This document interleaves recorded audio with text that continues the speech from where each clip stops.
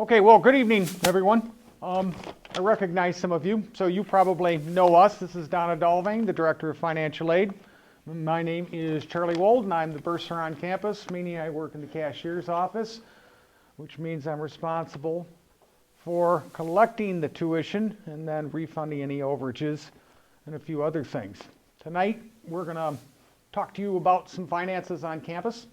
We've got 4 segments. I'm going to start off with the first. Donna's going to take the middle 2, and then I'll finish up. So the first segment is on understanding your bill.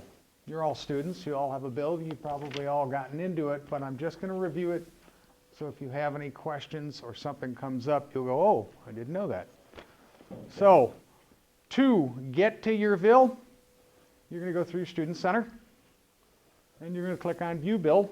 And when you click on that hyperlink, you're going to have all the terms that you're enrolled in there, so you're going to select the appropriate term. Biggest thing that I am going to emphasize to you over and over again is view your bill. Anytime you make a change, view your bill. Anytime you're expecting financial aid or a grant to disperse, view your bill. You will get an automated message that'll say there's activity on your account. Read it. That means something's up. So if you go to the bookstore and you make a charge, view your bill. Make sure it's the right charge. What's on your bill? Tuition. Obviously. That's in-state Minnesota non-resident fees, meaning segregated fees, and laboratory fees. If you take a natural science class, it's $12 per credit. So if you had 4 credits, it's going to be $48. Housing charges, meal plans, books if you choose to put the books on there. So you go to the bookstore and they're going to ask you, would you like to charge that to your student account? Yeah, I think I'll do that. You can do that. Otherwise, you pay for it or another way. You give them a credit card or you give them cash. If you do that, no, it's not on your account. Payments are on your bill. So Donna and her office are going to disperse financial aid before school starts. You're all registered, your bill's on there, I turn it on. Donna posts the financial aid, that will be on your bill. You want to check that to see if that's what you've got. Late payment and service charges, which none of you are ever going to have because you're going to view your bill, do things right, and there will be no late payment or service charges, right?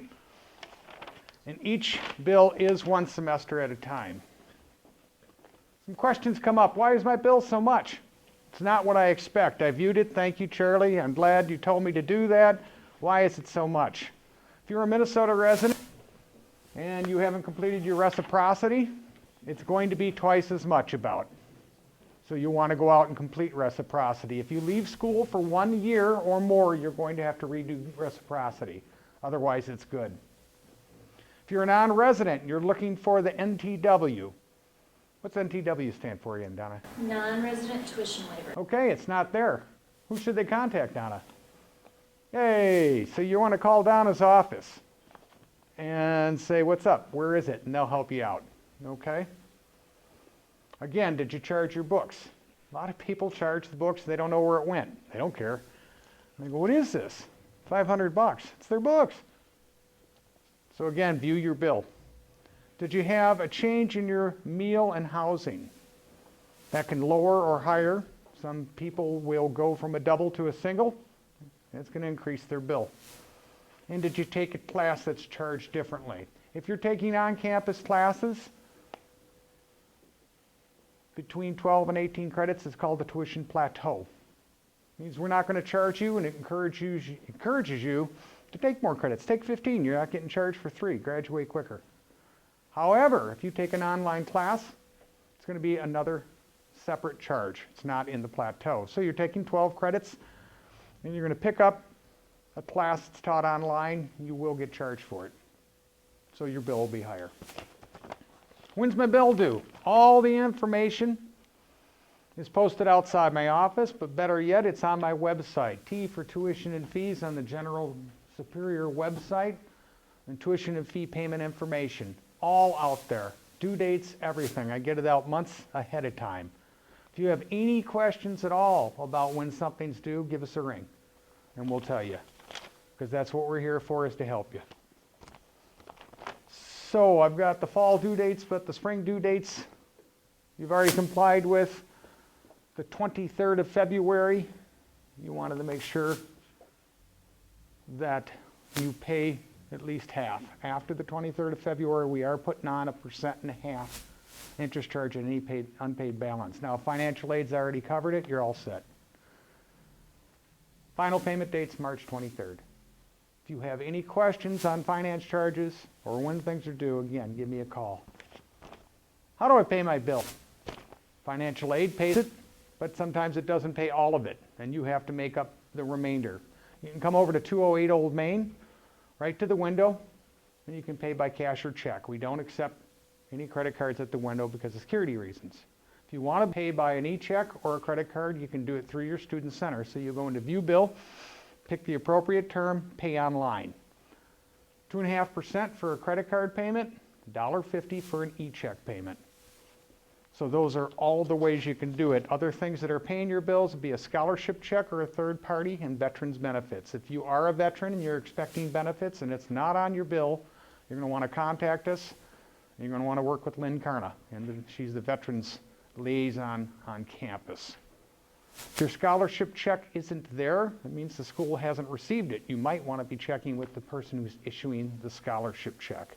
Same thing with third party. If you were ever paid by an employer and they say we got to have the grades first, you've got to pay up front and then you'll be reimbursed by your employer. What if I have enough to pay my bill? You're going to want to go see Donna or her staff, and they're going to want to talk to you, and Donna's going to touch on this in a little bit. Check for scholarships. That can really help you.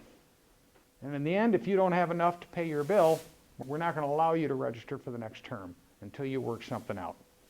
That's just a fact of life. I thought my bill was paid. I checked my bill, Charlie. Something showed up on it. Did you have a financial aid adjustment? That's very, very common. Or your financial aid didn't disperse. Many cases, folks are enrolled full-time. That's what Donna defaults to in her office. You're enrolled for 9 credits. That's great, but you have to tell the financial aid office. And then they'll disperse at 3/4 time. You charge books after it's paid. Very, very common now. I think I covered them all. Or you dropped a class and added a class that might affect your bill, like the online. Read your email. When it comes from the cashier's office or the financial aid office, there's a reason for that. We don't send them out willy-nilly, as Donna likes to say. They're important.